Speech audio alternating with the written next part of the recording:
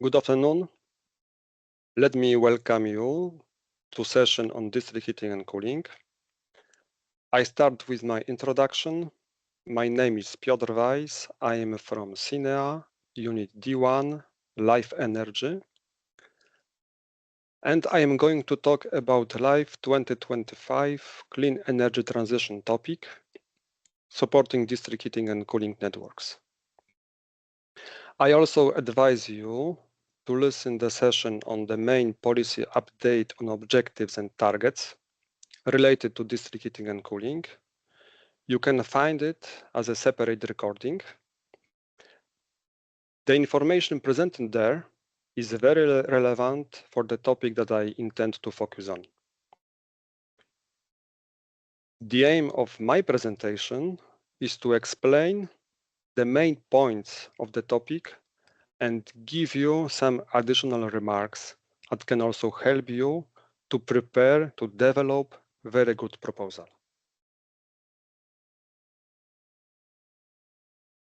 I've divided my presentation into few parts. Firstly, I would like to mention the topic objectives. Then I am going to deal with the topic scopes. After that, I will present expected impacts.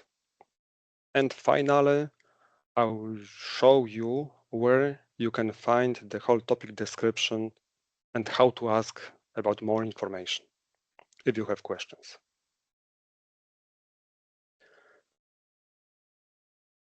I would like to begin with my first point that talk about objectives.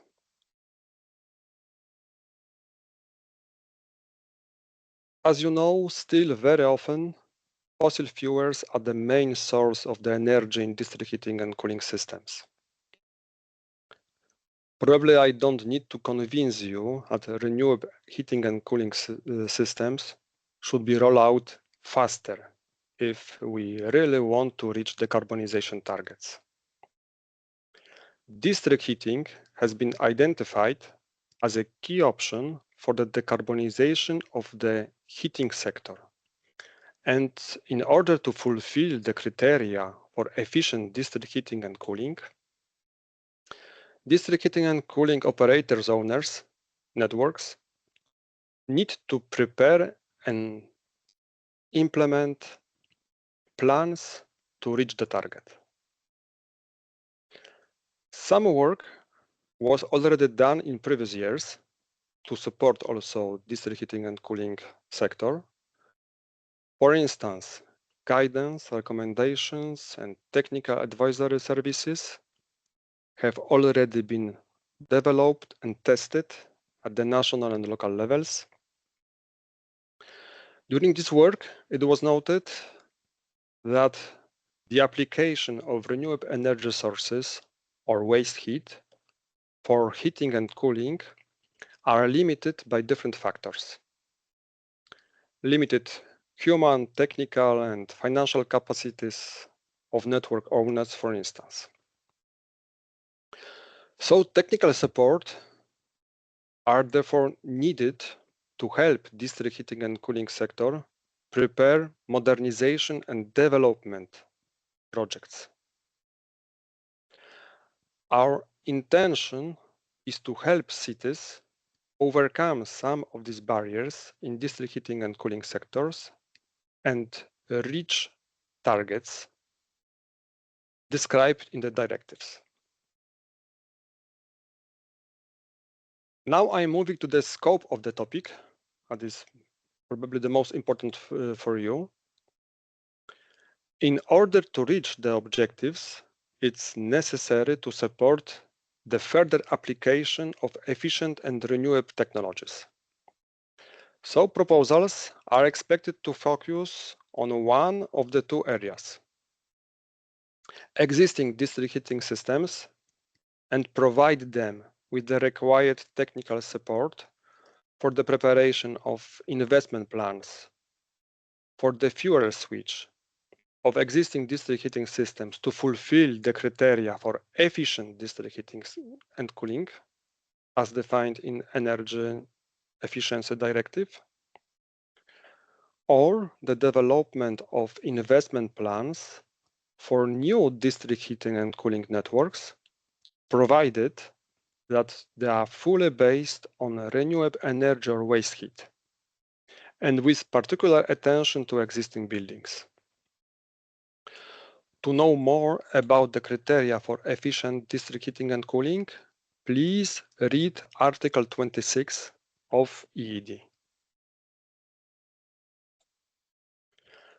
Further requirements. The investment plans to be prepared should include technical requirements and technical concepts, detailed identification of the investments and pre-feasibility studies, their timing, the internal and external resources required, the public and private funding sources, assessment of investment needed, and affordability with economic accessibility for residents and businesses.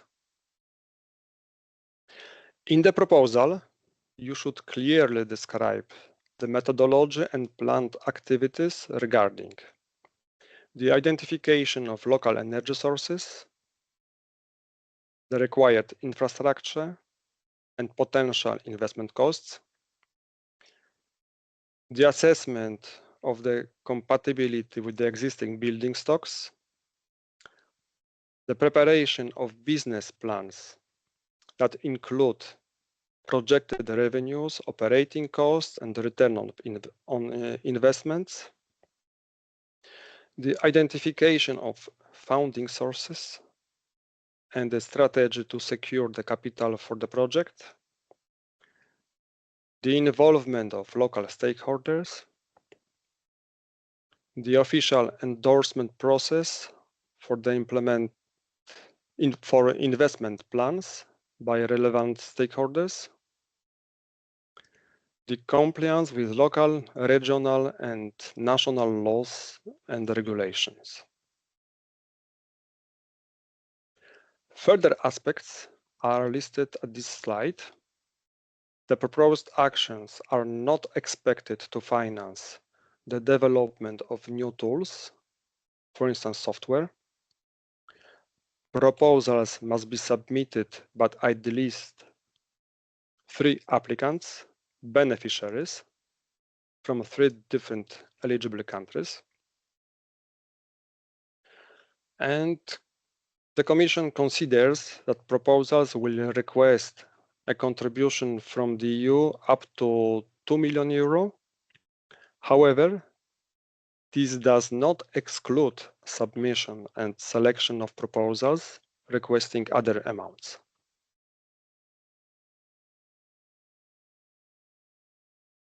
Now let's move to impacts. Impacts are linked to the project, to the topic objectives and scopes. That should be also explained in your proposal.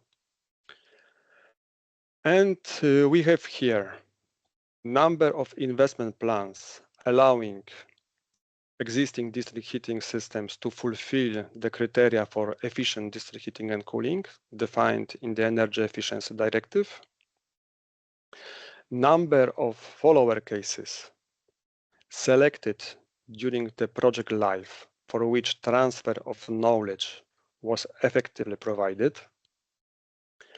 Number of local and regional authorities integrating the outcomes of the project and their energy planning.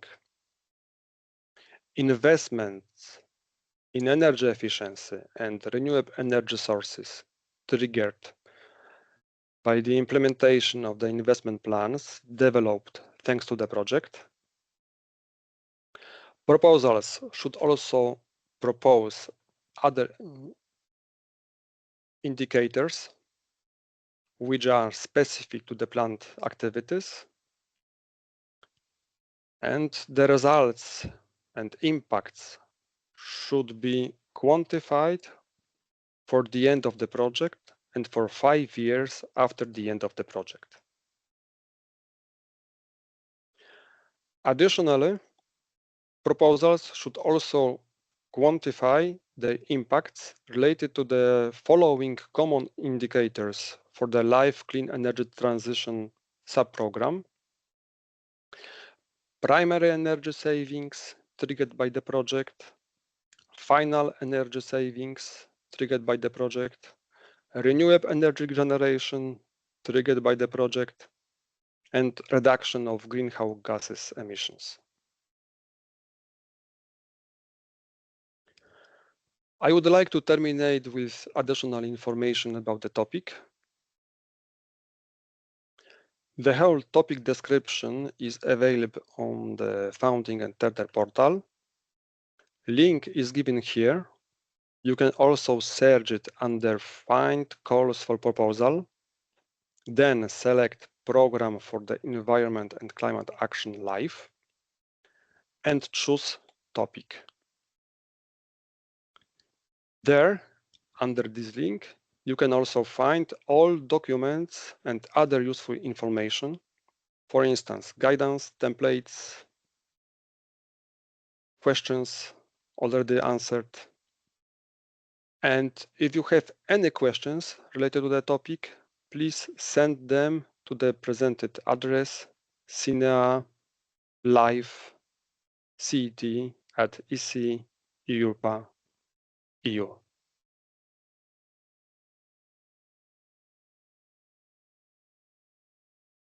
That brings me to the end of the presentation. Thank you for your attention and for taking time to listen to the presentation. Good luck with your preparatory work. Thanks a lot.